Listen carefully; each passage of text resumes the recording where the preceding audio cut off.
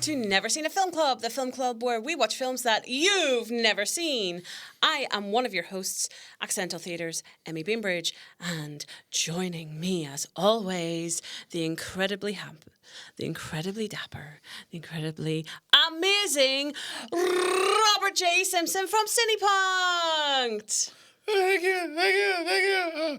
Applause. I hope you're not expecting an intro like that, because it's not going to happen. No, I don't deserve one.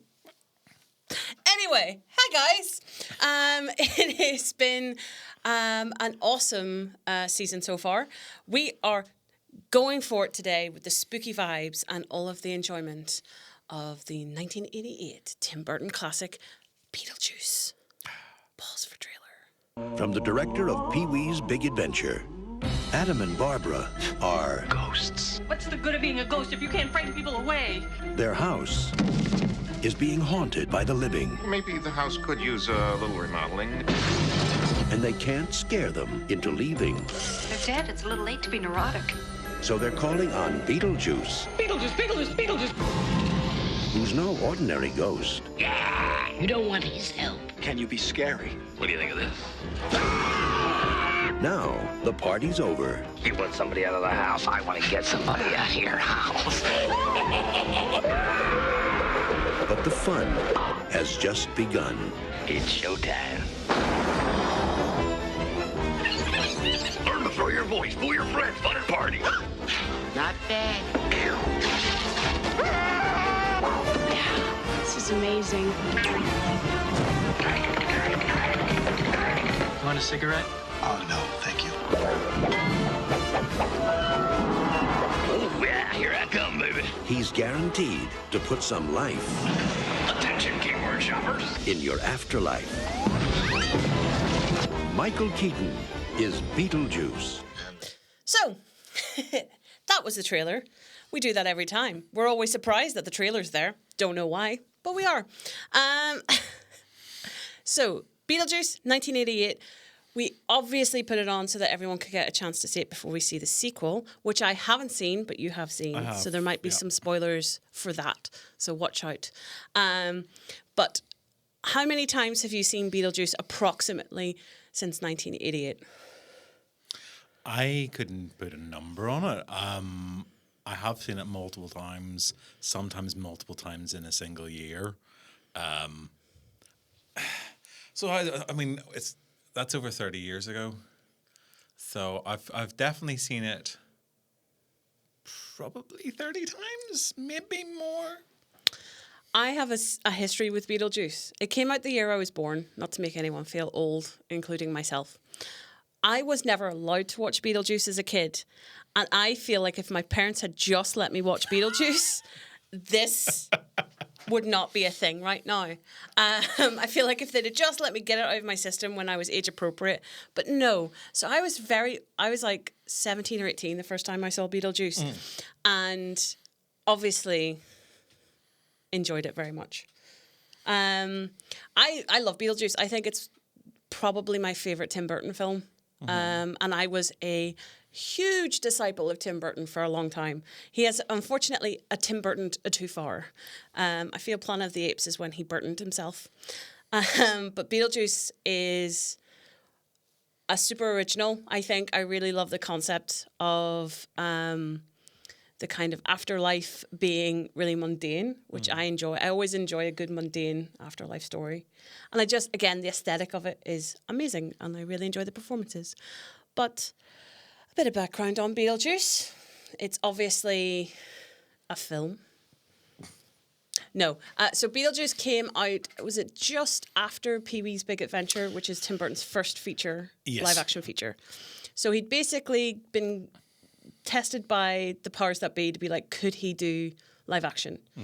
And he had come up with a script for Beetlejuice. It has gone through quite a few changes before it even got to where it was. There was like loads of weird... I think basically the script for Beetlejuice was a lot more adult at one point.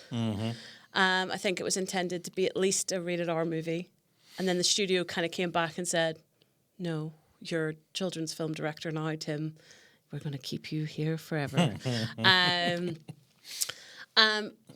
interesting, for a script that had lots of chops and changes. I feel like it works. Like usually when you see a film that's been the product of annihilation by the script editors, it often has lost its entire essence. Whereas I feel like with Beetlejuice, it's much stronger for it. I think a lot of the edits have worked.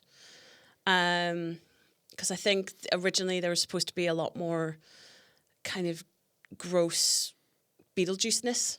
I think it was supposed to have followed him a little bit more into like the dark areas of his past and like kind of things like that. And then at one point they were just talking about doing the whole thing in Hawaii, which was supposed to be the sequel. And then a lot of other stuff. Well, I mean, originally it was Sammy Davis Jr. Yeah. Was meant to be Beetlejuice, which, I mean, I love Sammy Davis Jr. I've had quite a sizable Sammy Davis Jr. vinyl collection at home. I think he would have been a really interesting choice. But it also feels like a very different film because it's not even just like the Rat Pack. I mean, Sammy feels like he's very different again, and I think that maybe that I suspect that Sammy's inclusion in the original casting may have been responsible for some of the choices that are made, particularly with the likes of Harry Belafonte's music. That feels like that might have come from that space. I think some of the other choices in terms of some of the ancillary characters, some of the stuff that occasionally feels a little bit clumsy, is possibly because of that. But it works. I mean, I agree. It works as a whole. It goes fast enough that you tend not to think about stuff that doesn't work or that isn't quite joined up properly. I mean, the sort of the netherworld never fully comes into its own in this film. It's only thanks to watching the cartoon series as a kid that you kind of got any proper exploration of that. But on the whole, it's a positive yay for me. I mean, I kind of almost feel at this point we can kind of go, yay, it's a great film, just done. Yeah, just watch it. Yeah. I would agree. I think the TV I think you can judge a good film by how good its spin-off is if it just adds to the lore, and the Beetlejuice animation certainly does that, and I love the Beetlejuice animated series. I think it's actually better than like some of the source material. I enjoy the fact that there's no romantic kind of connotations between Lydia and Beetlejuice. We've said it 3 times. Oh no. No, nothing's going to happen. We said it enough. And things like that. But I think the main thing that I love about the character of Beetlejuice, I think Michael Keaton, who was, I think, 3rd or 4th choice to play him, just did such a great job of coming out with this Looney Tunes character, demon. And it would be really easy to do that character in a very sinister way and not have a slice of humor. He manages to have that line of comedy but also menace, which is difficult to do, I think. Yeah, and fair. I really enjoy him. He's an inspired casting for it, I think. He has that range of ability, which is obviously why he got cast in as Batman as well, because he, this lets him show off that ability to flip.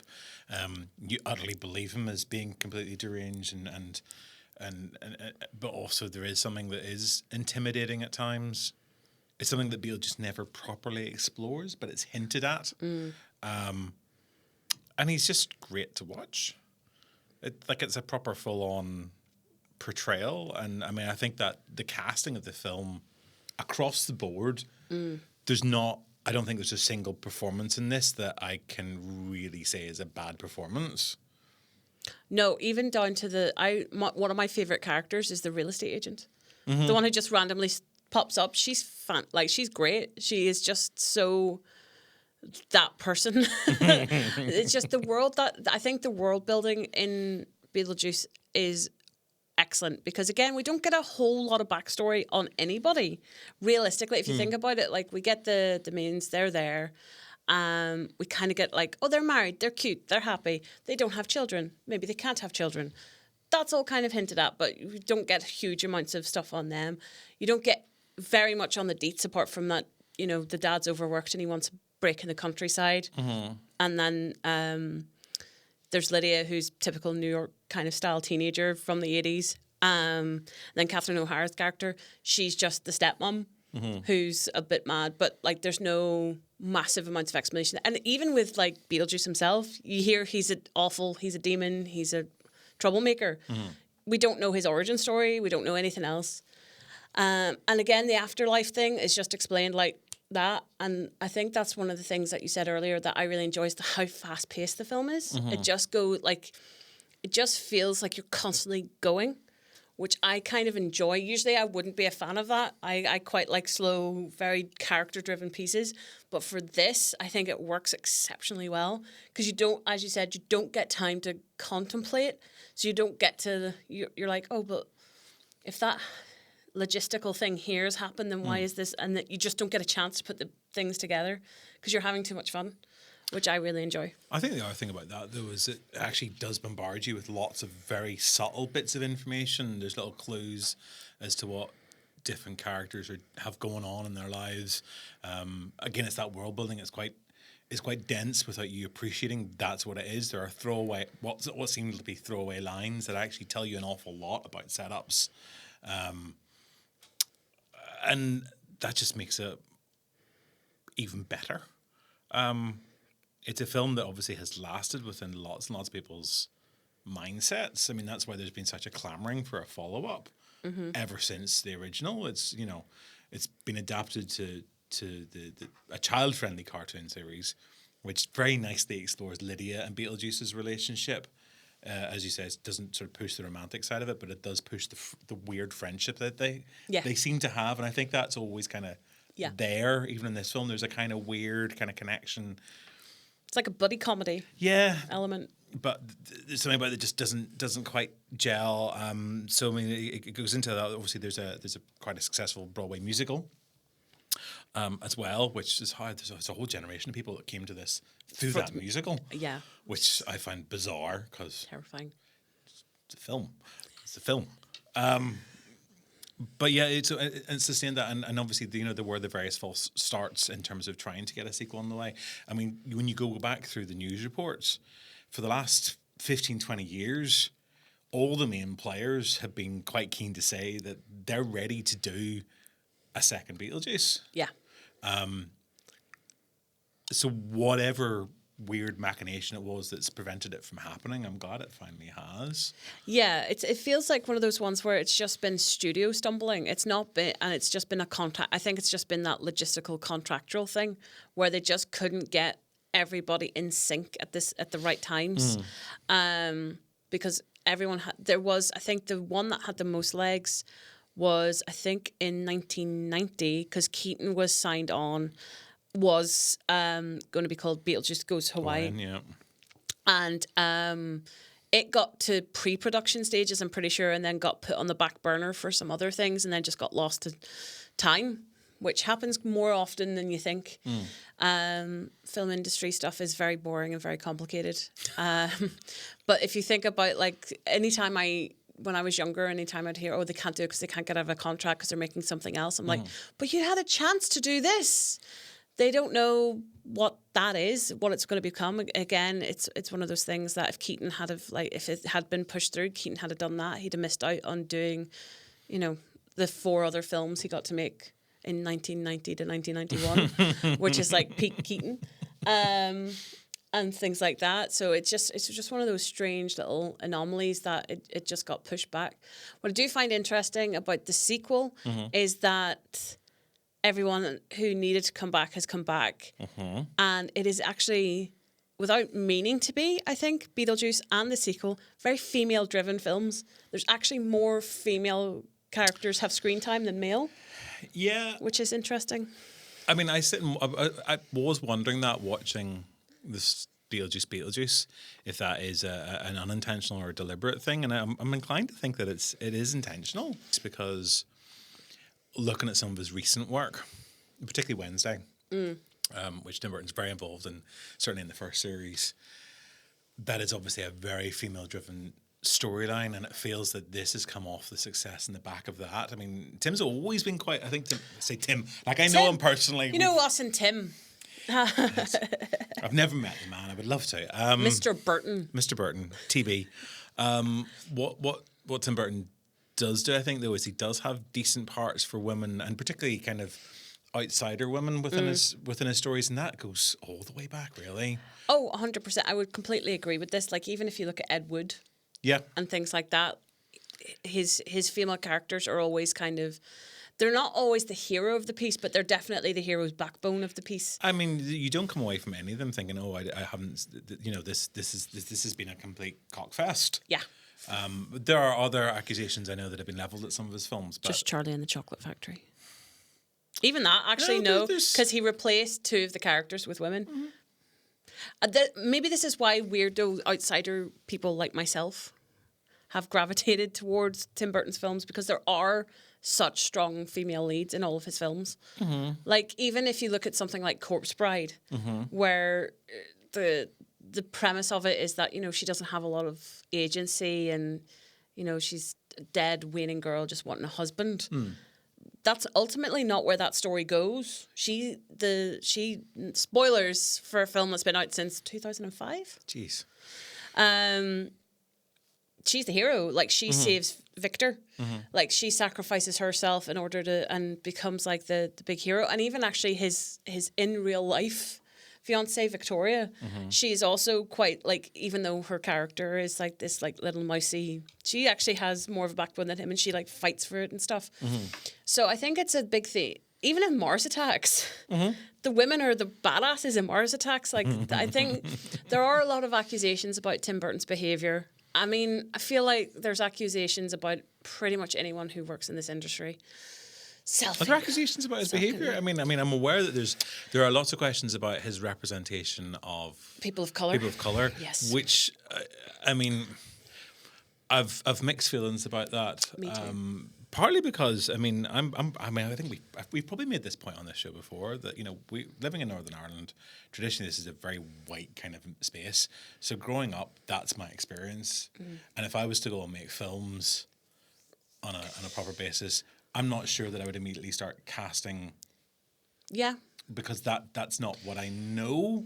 If someone turns up that's right for the part, that's an entirely different thing. But I don't know that that's the stories that I'd be wanting to write about. Just the same as if you live in Burbank, California, which is where he grew up. Yeah, I mean that's his background. But he does have. I mean, and you know, like, this film foregrounds. I mean, apart from anything else, this film foregrounds a wonderful black musician. Because when I think about Beetlejuice, I think about Beetlejuice the character. I think about some weird kind of art. And I think about Harry Belafonte. Yeah. I feel like the problem with Tim Burton versus other directors who have equally done the same thing as him, and who only pretty much cast white performers in their stories because they're about their experiences, is that he unfortunately did come out and say that people of colour don't fit his aesthetic, which I think is the problematic thing, implying that his aesthetic is for white people only. Whereas I'm like, I know plenty of people of colour who are goths, and I know plenty of people of colour who are very into that kind of weird Victorian, wafy thing. I think that is what that interview in particular is what people often reference.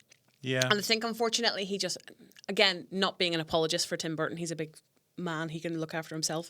But I feel like that interview in particular gets picked on. But no one's saying the same thing about Michael Bay. And he does the exact same thing. Do you know what I mean? It's like there's no people of colour who are heroes in Michael Bay films. In fact, they're 9 times out of 10 the villain. But no one's saying that about him. But I feel like if he had just not said that, it would be a very different conversation. I think it would be a different conversation, because again, like, Tim Burton does, I think the other problem with Tim Burton's films is that he does reference specifically Black American culture quite a lot. Like, even in Nightmare Before Christmas with the likes of Oogie Boogie. And then again, Beetlejuice, like a lot of musical references and things without putting a person of colour in his film. Well, I mean, Oogie Boogie is not. as the villain. Played by that's so that the hero of Mars Attacks is black. Like even in Mars Attacks, there's Pam Grier. Yeah. She again is smart and is clever and is the only person not panicking, and gets her children and stuff out of the way and all that kind of crack. And she's like obviously a massive name in kind of the blaxploitation era of films, and like she's done a whole heap of stuff. And the fact that she like is forefront in his film, but again, I think more often than not, I think that conversation in particular has gotten him into a lot of trouble, whereas he might not have necessarily meant that. But I'm not Tim Burton. I don't know what he meant. And again, I'm not apologising. I feel like, you know, he can look after himself. I mean, I suppose there's an issue with people wanting to see themselves represented within the films, but also enjoying the films so much that they kind of question the point, why am I not here? Yeah. So it's a weird kind of... There's obviously a conversation, I suppose, that can be had about it, but I still don't... I guess the thing is, just because you want to see yourself in that particular body of work doesn't mean that you... This is going to come across really, really awkwardly, but I don't think that means that you should necessarily be represented within a body of work. Like, I don't expect to see... Northern Irish dudes popping up in blaxploitation pics. Yeah. Because that's a different vibe. Or Bollywood, you know. I mean, I don't expect to see a wee guy from the Shangle walking up and down singing. Yeah. Because I don't think that's... It's a hot button topic, it for sure is. And there's definitely... That's the stuff that gets cut from this episode. Oh, well, we'll maybe say I'd just leave it in and just be like big flashing, Robert is a racist. He's not, but that would get us views. No, I think it's a hot button topic, and there are definitely arguments for both sides. I would agree. It's the same argument that queer people have, where they're like, straight actors should not play queer. I'm like, well, I personally don't necessarily have an issue with that. Depends on how it's portrayed, etc., etc. It goes through. But having said all that, like we all know Tim Burton has favourite actresses. He tends to favour using with, and I say actresses and his actors. Partners, let's be honest. His partners as well.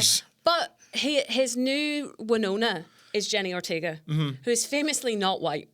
She is absolutely. She is a person of Latin origin, and she was in Wednesday. She was the lead female character in the sequel. Yes. And I think she signed up to do a couple of other projects with him as well. So is he doing that on purpose? I don't think so. I think he just likes Jenny Ortega because she's very good at being deadpan, which is one of his favourite things to do. Well, I guess that's the other thing as well. I mean, the rep company that Burton picks around him isn't unusual. I mean, this is the sort of thing that lots of filmmakers have done. It's the things, you know, you see it in... Burton's a fan of the Hammer films. I mean, the rep company in the Hammer films is very, very evident. You know, Roger Corman's films have a group of actors that he uses over and over again. Yeah. I don't think that's an unusual way of approaching stuff. And obviously people come and go. There are certain people that last longer. There are certain people that attract the attention for a period and are willing to do the work and are willing to be involved in the projects. And Jenny Ortega is fabulous right now. I mean, you know, you watch her and it's very, very clear that the camera loves her, that the audiences are enjoying what she's doing. And you can see a kind of parallel between her and Christina Ricci and Winona Ryder as her kind of predecessors, all of whom Tim Burton is still working with after 30 odd years. Yeah, which I think probably says a lot about that body. I mean, I'm sitting trying to get stuff done at the moment myself on some very, very not different budget scale production things, but that importance of trying to get a group of people around you that you can work with and that you gel with and that have the right energy. Yeah. I mean, is it really up for us to say? No, and again, I don't like not to harken on about the whole thing, but no one does the same thing with Baz Luhrmann. Baz Luhrmann famously has a company that he works with. One of one of his biggest things is that his production designer is his wife. She's worked on every single film he's done. He tends to work with Nicole Kidman and Hugh Jackman. as his main body of actors. He likes to pick one. Ewan McGregor is another one that he consistently works with. All of his back production are it's like it's called Red Curtain Productions. It's his production company. They don't change. He recycles everybody round. Nobody's having a go at him about it either. And there's not an awful lot of colour in Baz Luhrmann's films, even though one of them is literally called Australia. Just pointing that out. I guess Burton is the most successful purveyor of gothic mainstream cinema. Yeah. And the goth culture embraces so many kind of outsidery folk that I guess that there is a feeling that he could be doing a little bit more for some of the people who are part of that wider network. You and I are probably not the two people to be having that bit of conversation, but at the same time, I think he should work with whoever he wants to work with, which raises interesting questions when you got someone like Jeffrey Jones. Yeah. Which I mean, I think that the you know, I mean, Jeffrey Jones is I think is fantastic in this film as Charles Dietz. Yeah. He's absolutely brilliant. He's very funny. He's very deadpan, and it's easy to see why he was cast and why he was cast in multiple Tim Burton films. It may be that you are one of the few people out there who hasn't heard Jeffrey Jones's story and why he is, but he isn't in Beetlejuice, and that's that in the 1990s, I think it was, he was convicted for a child pornography incident and has got himself in further trouble for not updating his sex offenders register record twice. He has worked since. Yep. And it creates this sort of problem because you watch this film and you love this performance, and then people are finding out about it and they're getting really, really annoyed. And there's always this conversation around cultural eras and pieces that are so important and so ubiquitous, where you have a personality within that team that has done something reprehensible or inappropriate. There is a question right now around Jones's presence within Beetlejuice. He's, I mean, as a photograph, he's in the trailer. Right. Okay. I mean, his character's killed off in the sequel, and you know, he's there as a headstone. But Jeffrey Jones is clearly represented in other ways in that second film, and that does pose questions within this kind of space. And you know, you haven't seen the second film, so we can't really kind of get into that in the detail that probably it deserves as a bit of conversation. But I think it's something that's worth having a conversation about. It's worth having a discussion. So if you have seen the film, I'd be interested in hearing what your thoughts are on it, and where it is you draw the line, and do we just like erase him completely? Because you can't erase him from Beetlejuice. Yeah. And does that mean that you can't enjoy that performance? That's where I feel like that's the question, I think, of all questions. It's the same thing with David Bowie's music. It's like, can you separate the art from the artist? Like, I'm a huge David Bowie fan. I always have been. Having not known what he had done in the early 70s. But again, I'm like, it's wrong. He, like, sleeping with all underage fans is essentially what I'm referring to here. But it was wrong.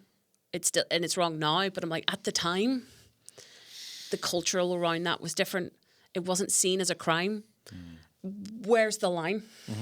So, and again, if you have a hardcore line with that as well, in terms of art, and especially with film, the amount of films you could never watch again because Harvey Weinstein's name's attached to them. And that's like some of the best films of like the last 30 years he's been involved in. And it feels almost like, it's just it's a difficult thing because, again, unfortunately, those instances are becoming more and more current. And it's like, can you enjoy anything anymore because there's someone problematic involved somewhere? I mean, look, we've done shows on this with Cinepunkt in the past. We've done whole conversations around it, and it's definitely an area that I feel very, very mixed about. I think the reality is, as you say, there are so many problematic, that word, people that have been involved in various bits of art that I have enjoyed over the years, some of which I have not quite venerated. You know, they're not gods, but we came close at times.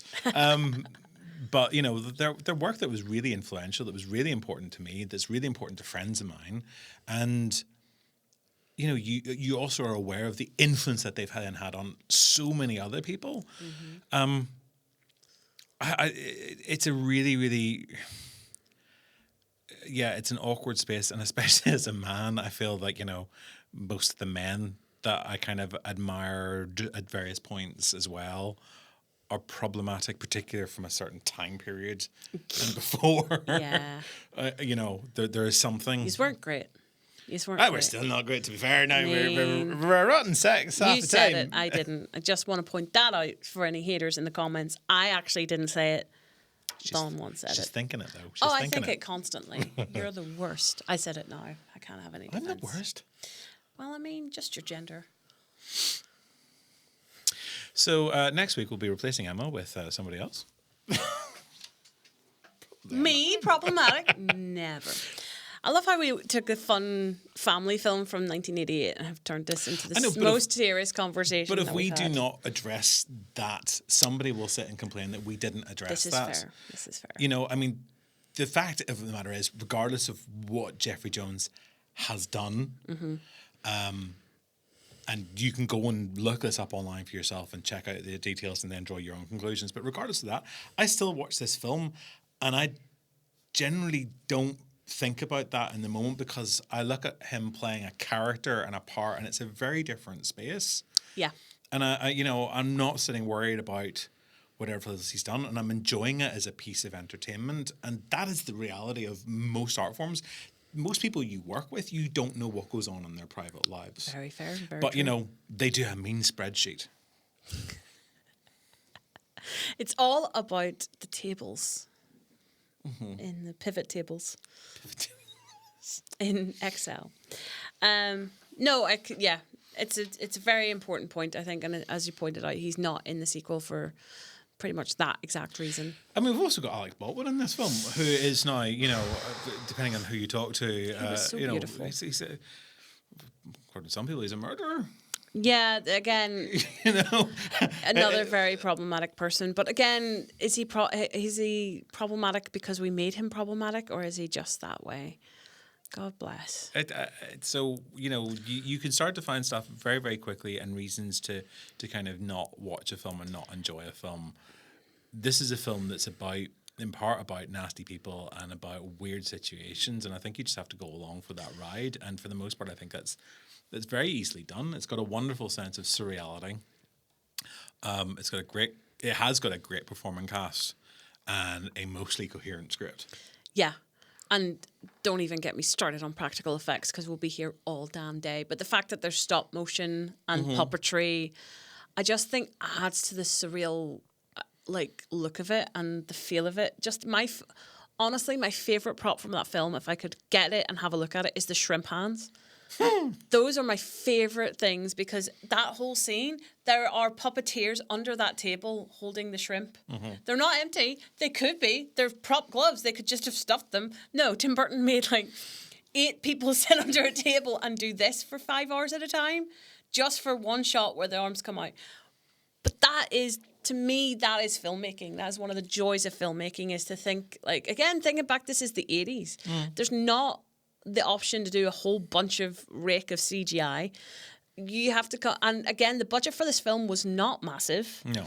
It was a very middle ground film. It was expected to do okay at the box office. And again, I think with Beetlejuice, it's one of those ones that did okay at the box office, but where it really shone was when it went to VHS release, and it got picked up then, because again, it's just an intriguing looking cover. I think if you want to do poster art, you should look at the Beetlejuice cover because it is just so simple, and I think people have ripped it off quite a lot. But at the time, I remember distinctly that poster in particular was the thing that I wanted to watch when I was 7 years old and was never allowed. It's terrible. But yeah, the practical filmmaking effects in Beetlejuice and the lighting are just awesome. And I think that's why I particularly enjoy it, is because it is very theatrical. You could, and I think that's why it does lend itself quite well to a stage play, because realistically, it happens in 3 locations. You have the Maitland's house when it's the Maitland's house. Yeah. You have the underworld, and then you have the Maitland's house when it's the Dietz's house. That's it.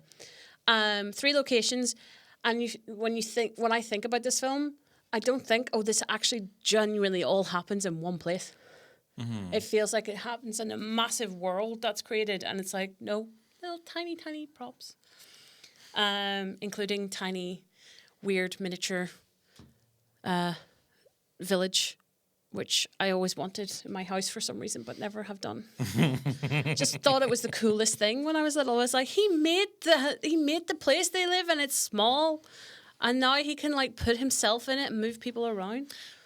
I mean, this was It's cool. You know, you talk about the artistry of the film and about the practical effects. I mean, this essentially is a film that is about art in its own right. You have the art of the Maitlands and this wonderful handcrafted kind of cute, maybe a bit twee, but kind of really cute and very well executed model making. And you juxtapose that with the garishness of Catherine O'Hara's character, with Delia's hideous modern art creations, which are in themselves are weird because they do feel like they belong in the netherworld rather than sort of the real world. Yeah. And you have that kind of juxtaposition, and there's something about the netherworld as well that does feel. I mean, like it's half the sets are ripped out of a German expressionist film. So again, there's this very kind of artistic element to it. Everything is just very, very beautiful and kind of pop artish in a way that has meant that it has been very easily reproduced, down to the fact that just a little bit of color scheming, and you go, that's Beetlejuice colors. That's Literally, if you have acid green and black and white, people go Beetlejuice. And that's like, to create something that iconic without trying to. That's a feat in itself. It's a whole vibe, isn't it? It is, yeah. Beetlejuice isn't just a film. It's not just a bunch of characters. It's a vibe. Yeah. And I definitely feel like Beetlejuice is the start of the classic, what we would refer to as like the Tim Burton aesthetic. Because it's like, because then you go from that, then Batman's its own thing. But like Gotham, it's its own thing. We'll talk about Batman another time. But then if you look at that, and then jump to Nightmare Before Christmas, and then beyond, it is that's where the color palette starts. And I think Tim Burton aesthetic is Beetlejuice. I would argue it's Beetlejuice, Nightmare Before Christmas, and then some of Mars Attacks, because I think people forget how much kitsch he loves. He loves stuff from the 60s, and those are old horror films, but for sure that's where it is. And also, not the sandworms. Not the sandworms. It's the only thing that doesn't make any sense. Why are there sandworms just outside the door? What are they? Where did they come from? Where did they go? Sandworms. I mean, that's the thing that the film never really does adequately. No, it doesn't explain them. But, and again, no, sorry, I'm not going to talk about it, because at one point, Adam goes outside and he's been away for hours on end, but then Gina Davis's character goes outside near the end, and it's still only been a minute, but she comes back in like it's only been a minute, and the time difference doesn't make sense. Well, we're aware that there's been some point where they've done a rewrite and something hasn't quite they just joined together, and I think that's the most obvious place. It's this kind of interesting idea that gives us a third space that isn't followed through enough. And I guess it makes sense because already this film's long enough, although it's quite digestible. It's only like just over 90 minutes. This is a good length for a film. So it's there, it's present, but it just needs that little bit of coaxing. And Beetlejuice doesn't do enough to explain that either. I mean, because the first one didn't, so why the hell would they do it for the second one? I can't remember if the cartoons actually explain it properly, but I know they do spend time in the netherworld. I think they talk more about it there, but yeah, no, there's not been a massive explanation about the sandworms. Doesn't matter. I mean, I don't want to think about worms too much. I mean, no, I guess it doesn't matter, but also they're not worms, they're snakes. But I don't know. Anyway, so Beetlejuice, are we keeping Beetlejuice or is it going in the sin bin? I think we keep it. I would watch it. I would watch it again. I've watched it many times, but I would watch it again. No, it's one of those rare films where we both liked it, and we've both seen it before. I think it's a great film, and the sequel I would say is well worth a watch too, which is actually has done even better business than the original. Yeah. Has been doing phenomenally well, and there are now questions about a Beetlejuice. It didn't show up, so I don't think it's going to happen. Well, Tim Burton has said he's going to be far too old. It's unlikely to happen, but the dollar would be calling. I mean, it might do a Jurassic Park and just get a third director. That's terrible, but we'll see what happens. Anyway, so yeah, that was Beetlejuice. We didn't really talk about it that much. We talked about a lot more things, like the state of the world and how terrible men are. Thanks for joining us. No, thank you for joining us today. It was a very insightful conversation. I hope you enjoyed it. If you want to follow Accidental Theatre, Never Seen It Film Club, etc., you can do on all of our social media. We are currently on Instagram and Facebook at Accidental Theatre. And you can follow Robert and Cinepunkt on. You'll get me most places as Avalard, or you can follow Cinepunkt at Cinepunkt, or on Instagram, I think we're Cinepunkt Film. So yeah, check us out. Yeah, that's it. And we'll join us next time for Never Seen a Film Club.